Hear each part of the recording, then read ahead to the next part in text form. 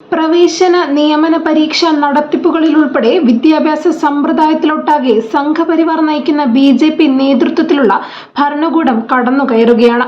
വ്യവസ്ഥാപിതമായ ഇത്തരം കടന്നുകയറ്റങ്ങൾ യുവതലമുറയിൽ പ്രത്യേകിച്ചും കടുത്ത അസംതൃപ്തിക്ക് കാരണമായിരിക്കുന്നു. കേന്ദ്ര വിദ്യാഭ്യാസ മന്ത്രിയുടെ രാജി ആവശ്യപ്പെട്ട് നടന്ന വിദ്യാർത്ഥി പ്രക്ഷോഭം ഇതിന് ഉദാഹരണമാണ്.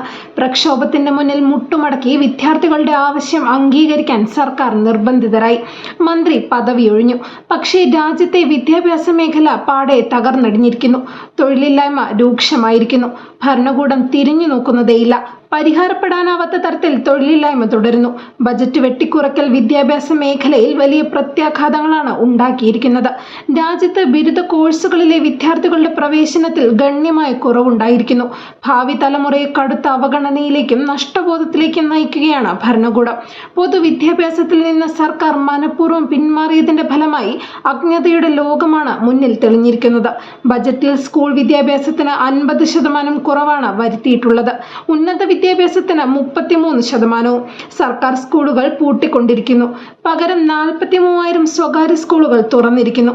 വിദ്യാഭ്യാസം കച്ചവടമാക്കി പണം പിഴിയുക, ഒപ്പം RSSന്റെ ആശയങ്ങൾ നിറച്ചും പരിശീലിപ്പിച്ചും പുതിയ തലമുറയെ സൃഷ്ടിക്കുക, ഇതാണ് ലക്ഷ്യം. വിദ്യാർത്ഥികൾ കൊടിയ നിരാശയിലാണ്. തങ്ങളുടെ ഭാവി എന്താകുമെന്ന് വ്യക്തതയില്ലാതെ സകല പ്രതീക്ഷയും നഷ്ടപ്പെട്ടിരിക്കുന്നു. വിദ്യാഭ്യാസ സമ്പ്രദായത്തെ ബോധപൂർവം തകർക്കാനുള്ള നീക്കങ്ങൾ തുടരുകയാണ്. ഇത് യുവജനങ്ങളുടെ തൊഴിൽ സാധ്യതകളെ വല്ലാതെ ദുർബലപ്പെടുത്തിയിരിക്കുന്നു. റിപ്പോർട്ടുകൾ അനുസരിച്ച് 2022-നും 2023-നും 2023-24-നും ഇടയിലുള്ള 2 വർഷം മൊത്തം പ്രവേശനത്തിന്റെ 75% വരുന്ന ബിരുദ കോഴ്സുകളിൽ ചേർന്ന വിദ്യാർത്ഥികളുടെ 0.27% കുറഞ്ഞു. ബിരുദ പഠനത്തിന് അർഹരായ യുവജനസംഖ്യ വർദ്ധിച്ചുകൊണ്ടിരിക്കുന്ന സാഹചര്യത്തിലാണ് ഈ ഇടിവെന്നത് ഗുരുതരമാണ്.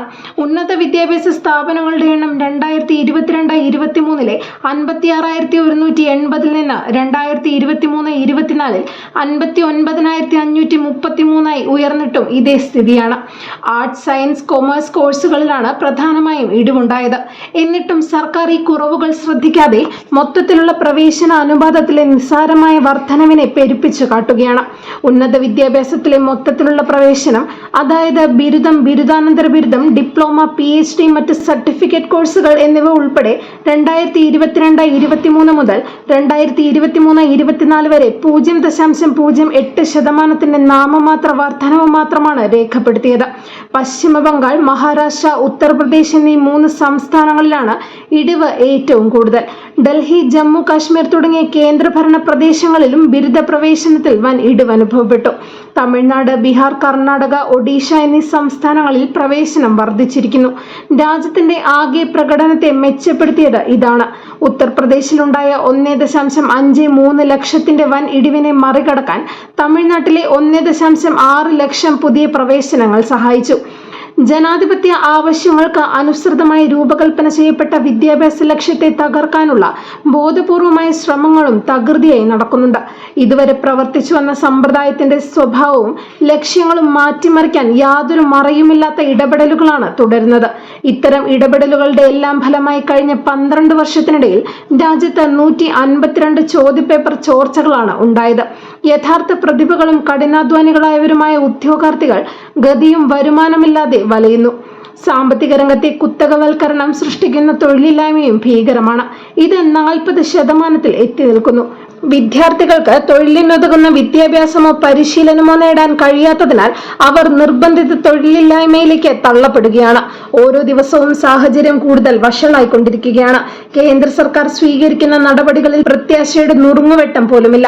സർക്കാരിന്റെ സമീപനം തികച്ചും സ്വേച്ഛാധിപത്യപരമാണ്. വിദ്യാർത്ഥികളുടെ പരാതികൾ കേൾക്കുന്നതിനു പകരം സമീപകാലത്തെ വിദ്യാർത്ഥി പ്രക്ഷോഭത്തോട് സർക്കാർ അതീവ വന്യതയോടെയാണ് പ്രതികരിച്ചത്. പ്രതിഷേധിക്കുന്ന വിദ്യാർത്ഥികൾക്ക് നേരെ സുരക്ഷാ സേന മെറ്റൽ പെല്ലറ്റ് തോക്കുകൾ പ്രയോഗിച്ചു.